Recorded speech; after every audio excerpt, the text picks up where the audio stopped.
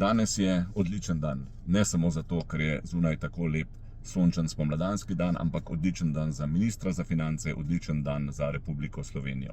Včeraj nam je namreč ena od 3 največjih mednarodnih bonitetnih agencij, Moody's, dvignila oceno Sloveniji iz A3 na A2. S tem je pravzaprav še zadnja od pomembnejših velikih agencij dvignila oceno Sloveniji.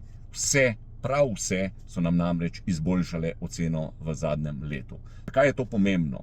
Ker nam te ocene pomagajo, da se zadolžujemo ceneje, da plačujemo nižje obresti. Več denarja tako ostane za zdravstvo, za šolstvo, za stanovanja.